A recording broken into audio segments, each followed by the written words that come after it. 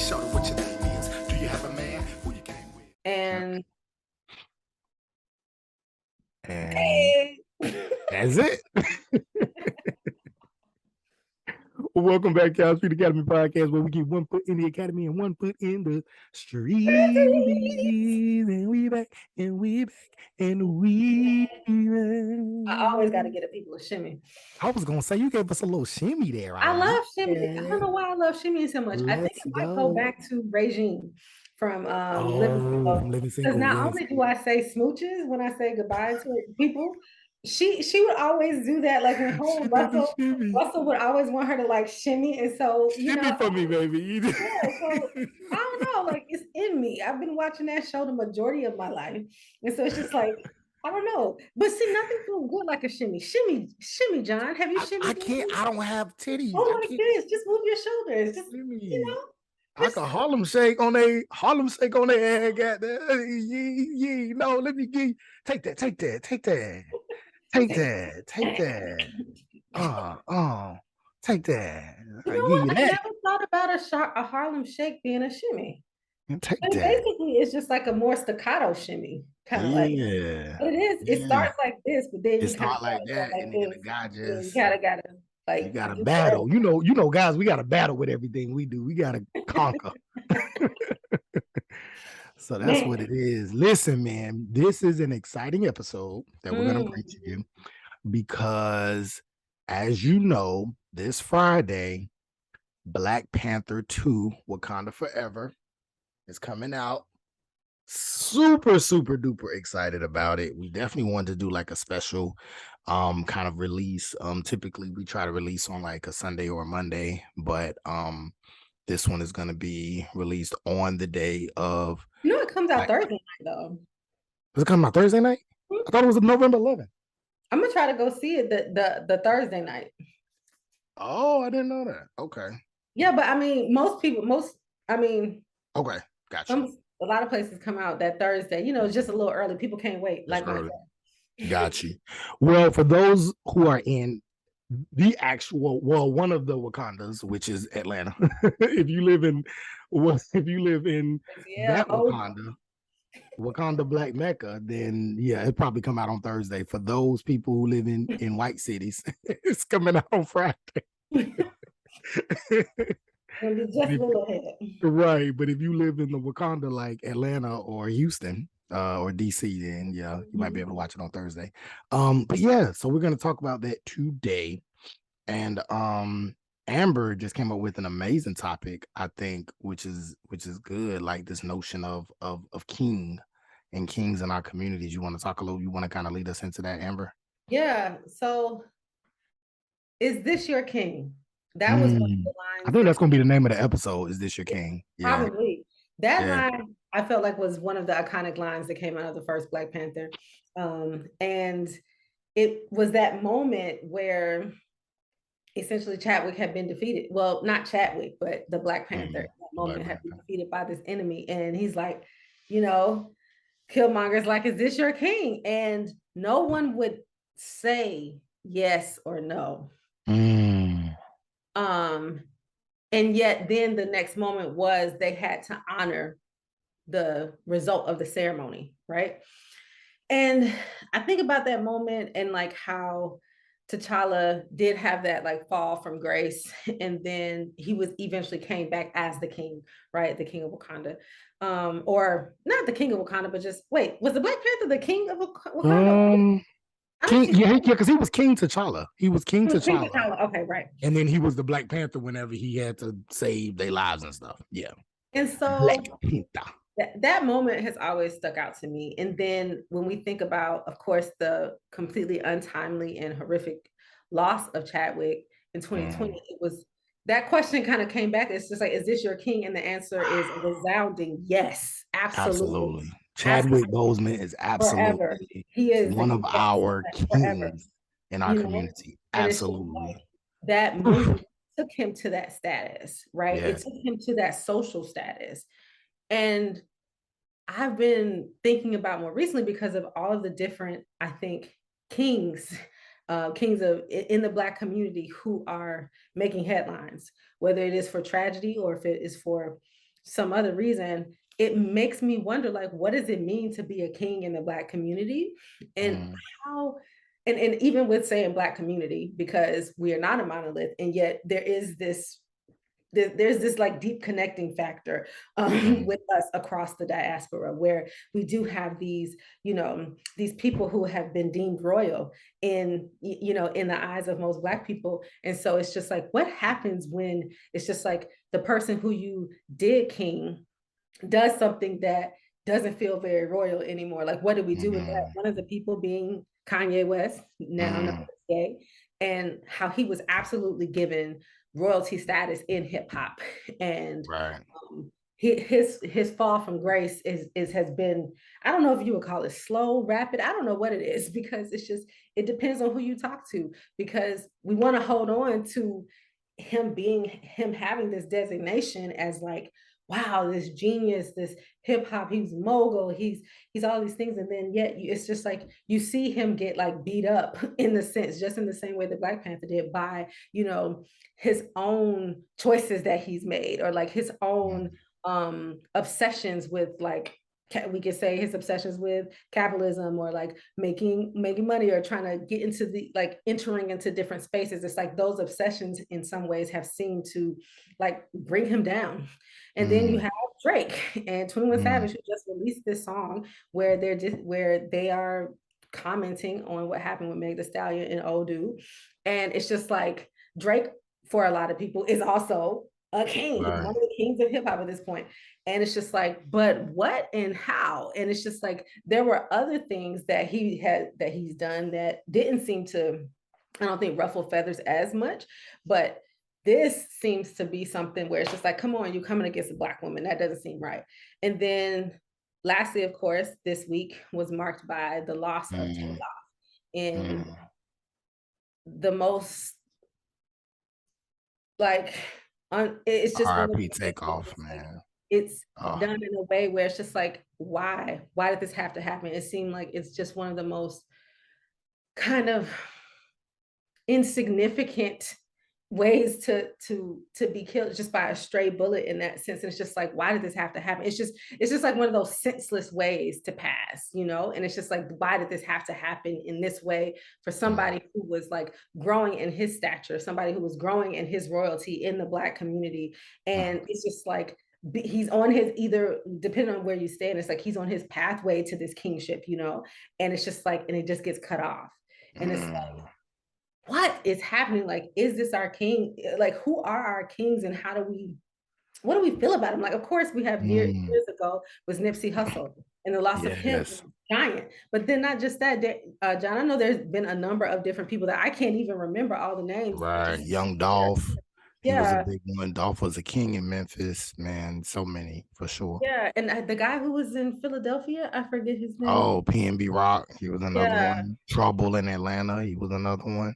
It's just so many people. And I mean, within the last few years, DMX is gone, DMX, and it's just like, and then there was Pop Smoke, who a few years back. And it's just like, people who are kings in different ways. And it's just like, that's just the question that keeps resounding in my spirit. And then especially as we go into about to see Black Panther 2, and the way that they're going to memorialize him, where it's not just going to be like okay, it happened. It's not one of those movies where it's just like, okay, we're just replacing somebody who, we're replacing this character with another actor. It is as though it's just like, this was a king. He was a king. And now we're saying that reign is over in that way. And so who's next? It's like preparing the next, but also not in any way trying to move on and go to the next thing, but it's to completely honor them, honor Chad. And I think about that even when it comes to like how we think about Takeoff, or how we think about Kanye. It's like, do you throw Kanye away completely, or are we able to honor some of the stuff that he did before, or we say like, is this your king? No, not. We're done. Over. So I know I just said a lot. So what are you thinking? What are your thoughts? Just to go in. Man, first of all, man, Chadwick Boseman, I think one of the reasons why we honor that brother It's not just because he was an incredible talent, right? Even though he was an incredible talent when it comes to thespianism, when it comes to, acting and being in front of the screen. But he kind of reminds me of Angela Bassett in that there was this certain grace and responsibility that he brought to his craft. You would, it would be hard, you'd be hard pressed to see Chadwick take just any role, right? He's not going to do just anything, even if they were going to pay him a lot of money. The roles that he took, it was strategic. And um he was, talented enough to be able to play pretty much anything, and even to sell out, or do something crazy for money, and nobody would even be mad, because you want to look at somebody's whole. Even Denzel has done some interesting play some interesting characters.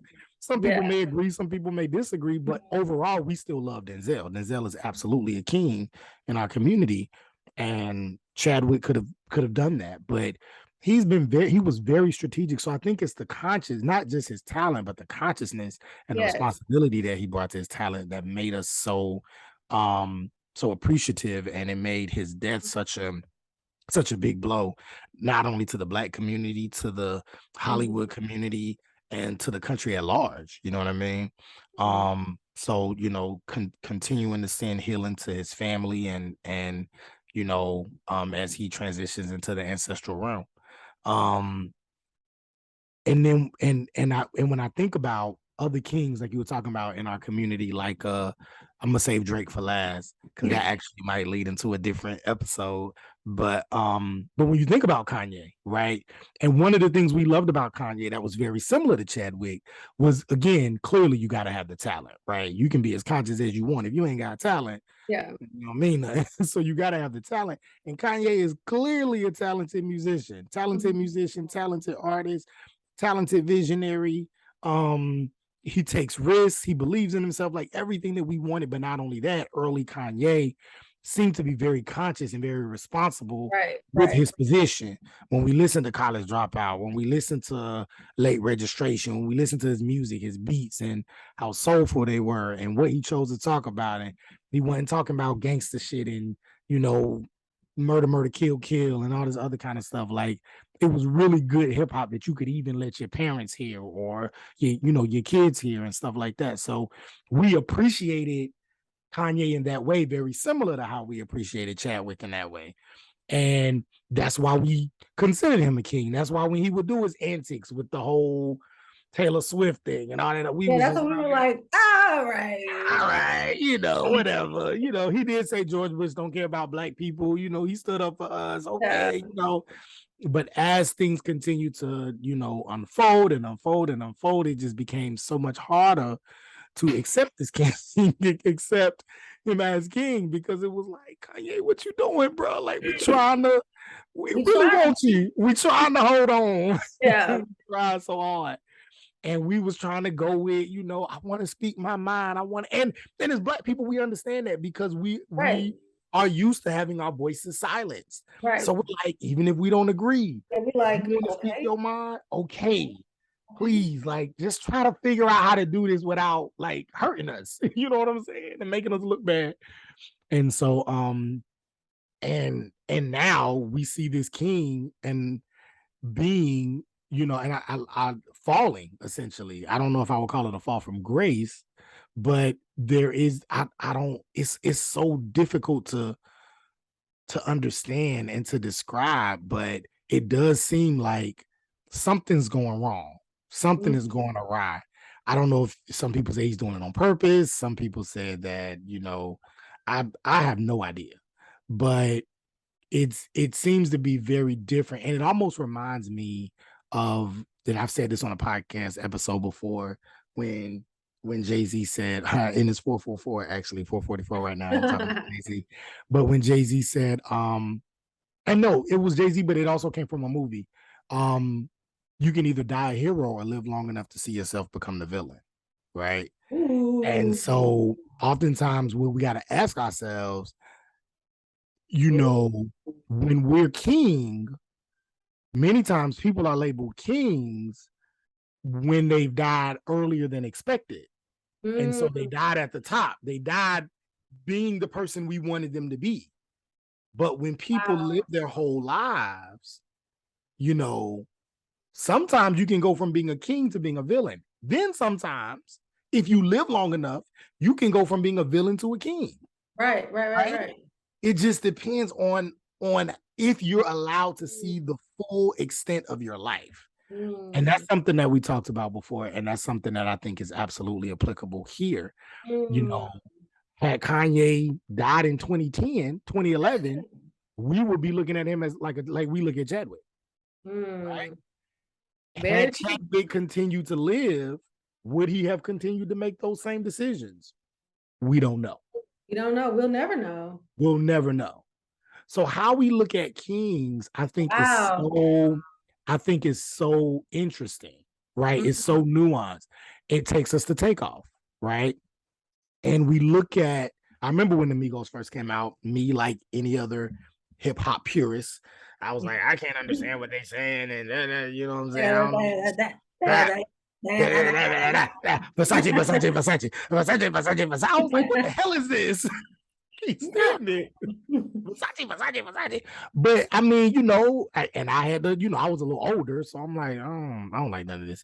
But I've grown to appreciate the Migos and their style and what they bring to hip hop. And whether, you know, I listen to their music regularly or not, I always love people that are influential and that can impact culture. And absolutely, the Migos impacted culture and hip hop culture in a way that very few people have. And one of those, you know, a third of the Migos being Takeoff. And looking at this brother, he was actually the one, I think, out of all of them that got in the least trouble. Right. You know? Yeah. I think Offset went to jail. Quavo was in and out of the news from time to time. And Takeoff was just kind of like in the background. And so to see what happened to this young king, you know what I'm saying? I remember I shared a picture on my Facebook of Quavo and Takeoff with the Minister Farrakhan. And I guess they, you know, they met with him and everything. And it just kind of showed that, you know, these brothers was not just what you heard in their music. Like clearly these are very layered, you know, individuals. And I just wish so many times that we could have seen him and so many others, your PNB Rocks, your, you know, DMXs, everybody else live into their kingship and kingness, you know. It makes me so sad to see that, you know. And going to Drake, he's absolutely considered a king in his own right. Not even it just in his own right. Like he's definitely a king in hip hop. I'm not even a big Drake fan, although that Drake in 21 album is pretty good. Honestly, I mean, I kind of look at that, you know, what he said with Megan Thee Stallion. I saw what everybody was saying, and I look at that the same way I looked at the J. Cole and No Name situation. Like when I Lil Yachty, who was on the track, said when he gave the real meaning behind the line, he was like, it wasn't even about Megan Thee Stallion. It was like a flip, like he was being creative. And so when I saw the meaning of it, and he said it's not about Megan Thee Stallion, it's about women who get shots in their butt, but they still claim that they're stallions. They still claim that they, you know, have these, really, you know, that's what it means? Yeah, that's what he said. He was like, we were talking about that. This is what Lil Yachty said. Lil Yachty made the beat. I think he made the beat, or he was on the track or something. No, he was in the studio with Drake when they did it. And so he was like, that's what he meant when he did the line. He was talking about women taking shots in their butt, but still talking about their stallions, like they have natural bodies. And then of course it applies to Megan Thee Stallion and claiming that you got shot. Yeah, I mean, it's a double entendre. That's the point. That's the point of hip hop. Yeah, it's a double entendre. And so it was just a little flip. It was creative. I thought it was a creative line. Again, as an artist, you know, rap, whatever. I'm like, to me, it's not that big of a deal. But for others, others may it's not a big deal. Nah, I don't look. No, it was a creative flip of a line. Oh, John. Like that's how I look at it. And I know that's not comment. I know that goes against my Black feminist thought, But that's okay, because background. we're talking about kings. And you know what? In kingdoms, it's all about patriarchy anyway. And so it makes sense that this is how you would land, because you're fine with it. Man, you man. Sorry. And I love men, but it makes sense. No. I knew y'all was gonna be mad at me. You need to respect the queens as well. And I think, to me, it's a cheap shot. It's the same way that I felt about whatever happened with J. Cole or whatever. It's just like, it does make me feel about the sense of responsibility that we have to each other, especially men and women, especially Black men and Black women, especially Black men and women celebrities, or people who are in this hip hop kingdom, this hip hop world, where you can't say that you didn't know that would be a thing. Like, you knew it would be a thing, because it's the whole point of, like, it's what makes it interesting, right? And so it's just like, how do the Black kings take care of the Black queens out here? And to me, that's a little bitch move. It's not very king. I don't think. It's just like, I feel like we just need to take care of each other. And to me, that wasn't taking care. That was making light of her experience. And that's not right. I don't feel like it's right. Got you. I can understand that for sure. I can understand that. Yeah. And I can understand why people would be upset. I can understand why Megan Thee Stallion would be upset. And I know that there's still this, overall investigation of if she really did get shot, because there is some, I haven't delved deep into the investigation, so I don't know for sure, but I have seen in certain like headlines where some people are saying that there is a lot of evidence to actually support the idea that she was not shot, that she thought she was, but that there was like no gun thing, like they said, no gunpowder found at the scene or something like that. Some people have said that. So people are still trying to see if that is actually true or not. And I think that's why Drake said that, because Drake is, playing with the line. He's an investigator. He likes to abide by the law and the letter of the law. He is like, you're innocent until proven guilty. Is that what we're saying? Drake is he's just so by the law that he's not going to give. Is that what's happening? No, I just think that he's taking the fact that there is this dialogue that it could not have happened the way Megan Thee Stallion is saying that it so happened. If he has this doubt, and he's kind of using that to play off of these women that get butt shots, but say that they're stallions, and he's being creative with the way. So let's talk about the fact that either way, women are the butt of his line. Either way, it's coming from misogyny, right? Because let's talk about the women who get butt shots and stuff, but you had a baby with a porn star, and so you're into that. He can't say that he's not into this.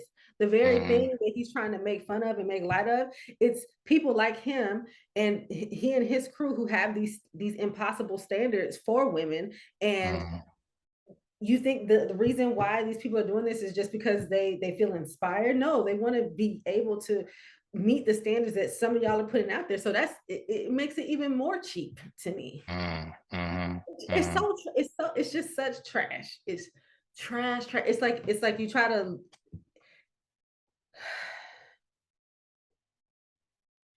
I'm gonna stop. I can't get into it. I don't follow like that. But even the first the album cover with all the baby mama emojis, whatever that was, it's just like you think women are cheap. Absolutely. You think women are cheap. So that line about the butt shots, even though it's like you are a part of this whole problem, you can't be not a part of this whole problem. And then to talk about another woman, it's just like, keep women out of it's like rappers, I dare rappers to try to talk, most rappers, especially the ones who are the most misogynist. It's just like, you in one way hate women so bad, but you could not have one track that's not talking about a woman, or how you done banged her, or how you done effed her, or how you done broke her back out, or whatever. Right. You can't have one song not talking about a woman in some way, or your relationship to a woman. I dare you. Mm, But it's like, mm, it's so like put women down or whatever. It's tiring. So that's why what I will say this is Drake is no king to me. That's what I would. okay. All right. That's See, I fair. never was into Drake like that. And because of this whole thing, which I have not even thoroughly investigated because social media a lot of times feels too much for me. I don't even care. Right. To me, all I need is enough to say, if anybody is trying to tear down a black woman any kind of way, if you want to make a joke about her or whatever, like keep black women out your mouth, period, point blank. I don't care. Mm, To me, come off the throne. Come off the throne if you can't stand up for the queen. mm, It's not mm. okay to me. So yeah, but I'm not a big fan of Drake anyway. So, the Right. one song I had that was in my Apple Music, I'll just take off. So no more Drake. Boycott Drake. It's not. It's only a boycott if I actually was. If you actually, If I yeah. actually always went there to eat the food, like no, Right. That's it's true. just That like makes sense. it's It's just like, like it's just like, and it's a very easy like kind of. but so you don't. So no more Drake for you though. I did not consume him enough to care. He's not on R. Kelly's level, but Right. he's like a non-factor. Nah, So it's just factor. like now you become even less of a factor. I'll take Oh, okay. the one song that I had of yours, which was I only liked it because Lauryn Hill was sampled. Oh, It's the like that was the main thing. It's like Kevin, that was the main reason I listened to it anyway. So I'll just take it off. I can live yeah. without that. I don't have no Okay. respect for it. And I'm beginning to have less and less and less tolerance for these kings out here who can't stand for the queens. I'm really having, it's getting real old. Got you. And that's a part of the Got you. reason why Ye is such a problem, because the one queen that he's standing with is Candace Owens. Yeah, nah, bro, is But wild. you can't stand next to any other black women for real like that. And Right. it's you now you put your allegiance over with, the Armenians. So it's like, no, the association is weak. Got you. That makes a lot of sense. I'm really glad you said that. It's now making me, revisit and rethink. Because at first I was like, yo, it's just a flip of a line. Like, and again, it could just be my hip hop bias, it could be my rap bias or whatever. It's very common in rap. People do it all the time. People always flipping lines.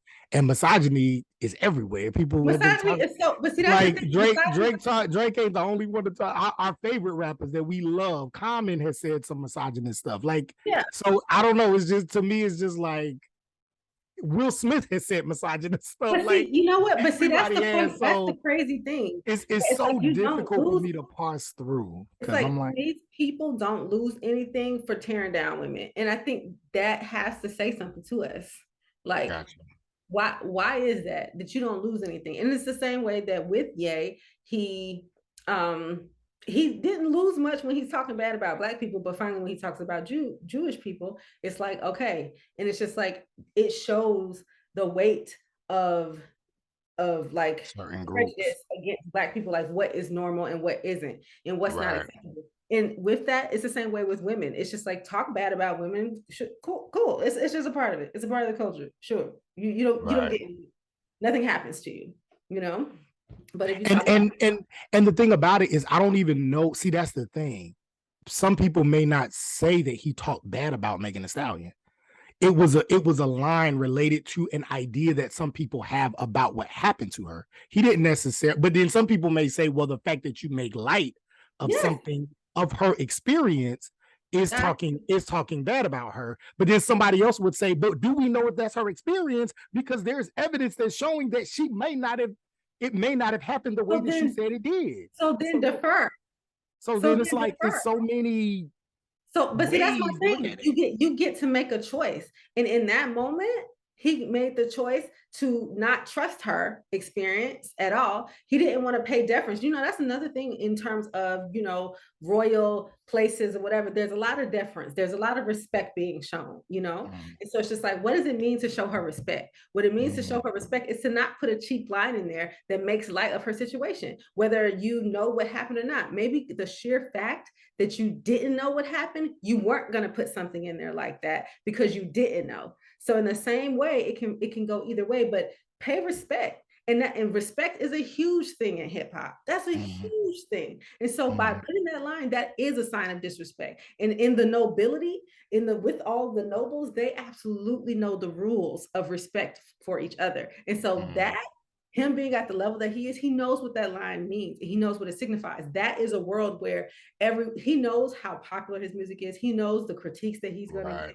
He knows all of that. And so instead of deferring and having deference to this artist, to Megan Thee Stallion, he decided to disrespect her.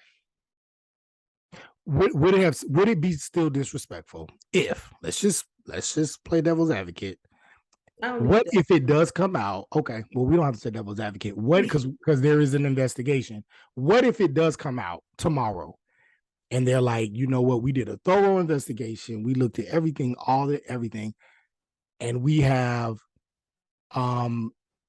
evidence without reasonable doubt to suggest that she was absolutely not shot. She was actually cut on a piece of glass. And she was not shot in any way, shape, or form. All the charges against the Tory Lanez have been dropped, whatever. Is his line still a cheap shot? I still think it's a cheap shot. Here's why it's still a cheap shot, because timing and context matter. He was talking about this at a time when we were not sure. And even when it comes to whether she was exactly shot or not, we know that something happened between them. There was some situation, and in some way she came off injured. And I don't see why it's hard for people to get that. Like, it's okay. Like, maybe they didn't have the best situation, but something happened, and we know something happened that wasn't good. Can we at least say that? There's maybe her entire story wasn't like bulletproof, and that's not a great analogy. But it's just like something bad happened between these people, and she did get something at the hands of that man. And it's just like, I still don't understand why the default response is not to defend Black women. I don't understand why that's the default. So then my question though, and that's fair, but then my question is, okay, if something did happen and she concluded this is all if, it comes out that she wasn't shot, and it was concluded that she thought she was, but she was not, Tory Lanez has lost millions and millions of dollars. He's looking at years and years and years in prison. And he's been saying, I did not do it. She's mistaken. She's saying, you did do it. And if it comes out that he actually was telling the truth, is it still fair to say, well, she was the one still hurt because she thought, but what about all the money that this man lost? What about all this time that this man was facing? What about all the emotional turmoil that he has now had to go through, thinking about, I may have to sit in jail for the next 30 years for something that I didn't do because she thought that I did it. Can that be taken into account? It can, if that happens. So then if that's the case, then Drake might be like, listen, the line still, if Shorty's lying, right? And it's messed up, but what happened to her? But also, let's look at what's happening to this man too. Looking at 30 years for something he did not do. Sure. And I think it's a hypothetical, and so it's just like, if that happens, that happens. I still think Drake was cheap for having the line regardless, because to me, that shows where he's gonna lean toward. And it's just like, if it comes out that, does it still make the line okay? Just because it might end up coming out to be true, I still don't think it does, because there's a lot of reasons. I look at this thing as like, it can't just be, it's not a black and white situation. Most situations aren't.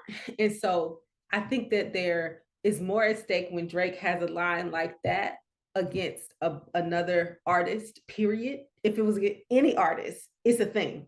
If Drake comes out and disses anybody, that's gonna be something. And so, especially if it's around this thing where people aren't quite sure, whatever, he chose to make that decision to be okay with talking about this Black woman like that. And so that's my issue. My issue is when you have an opportunity to come against a Black woman in this way, with all of the status and power that you have, and you decide to do it anyway, that says something to me. And that a large part of your fan base is Black women. That's trash. That's trash. But you know why it's not trash to most people? Because misogyny against Black women particularly is such a common thing. It's like, whatever, Not being down for the Black woman is so common and so acceptable. It's like, okay. But the default is not to not come against a Black woman, to just say, you know what, I could say that line, but I'm not. What's so hard about that? It's not like the line is the most amazing line, the best thing anyway, but you knew what it would stir up. You knew what it would stir up at the expense of this Black woman's story. And you've got to know some of the history about what it means to tell your story as a Black woman in this country and to be heard, or to not be heard, or for your voice to be silenced. Drake. So it's like, but also maybe not, because Blackness is how is it? It's actually passed down through the matrilineal line, and Drake has a white mother, right? That's enough said. So maybe that's why he doesn't have enough connection to Black women, because his mama ain't Black. That's fair. Ooh, it's getting heated in here. I'm Wakanda done. forever. I love it. So then Wakanda forever. Much respect forever. to T'Challa for holding it down. For his we'll forever love him. Absolutely. Forever love Chadwick. He will forever be our king. And as long as the rest of these ones are around here, we can continue to question it. As long as they live, we can question it. We won't know. Just like what you said, we won't know yet. Because maybe another issue is we king people a little too quickly. That's a good point. I don't know. Now I'm getting upset because I'm just thinking, like, hold the Black woman down. That's the minimum. Is that too much to ask? Is that too much to ask when we go to the? I know people have seen that clip of Nikki Giovanni talking to James Baldwin, and it's just like, is it too much for the Black man to be? Basically, this isn't exactly what she was saying, but it's like, is it too much for the Black man to be down for the Black woman? Is it too much? Is it too much to ask? Yeah. No, I agree with that 5,000% for real. I think that is a basic minimum requirement for Black liberation, like basic. I mean, it just comes with who we are, is to make sure that the Black man is protecting, providing for, and caring for the Black woman, for sure. And what I can say is this too. I don't know if, people out there, you all have heard of the, I don't know if you call it a site, it's a fashion brand, whatever, a lifestyle brand called Every Nigga Deserves. And one of the things that they put out after takeoff was Every Nigga Deserves to come home. He really does. And every nigga deserves therapy.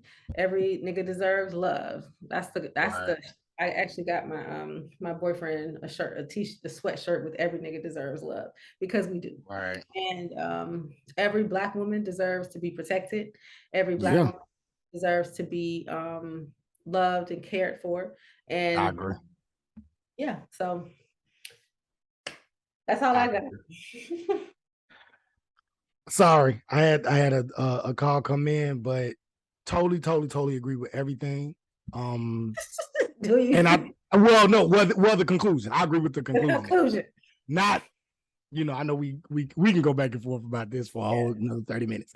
But yeah, I do agree with that last part. Every Black woman needs to be able to have everything that you just said, for sure. Yeah. Been another episode, y'all. Street Academy Podcast, where we keep one foot in the academy and one foot in the streets. If you consider yourself a king, you got to protect Black women. That's for sure. If you consider yourself a queen, we got to take care of our. If you consider yourself a king, then we got to take care of our queens. And likewise, what you were about to say, if you consider yourself a queen, you got to take care of your kings. Yeah, for sure. For sure. We can't be out here bashing the kings either. We stand down. And I understand, though, if we're like, look, we need to woman king in these streets because we had to do what we had to do. That's a whole nother episode that we could talk about why Black women a lot of times have had to go woman king. To be the woman king. Gotcha. That's a whole nother situation. That's a whole nother conversation, for real. Yeah, that is. Yeah, all right, we out before we start talking for 30 more minutes. Peace, y'all. That got their feet upon the neck of the haters, the game and the devil like came in.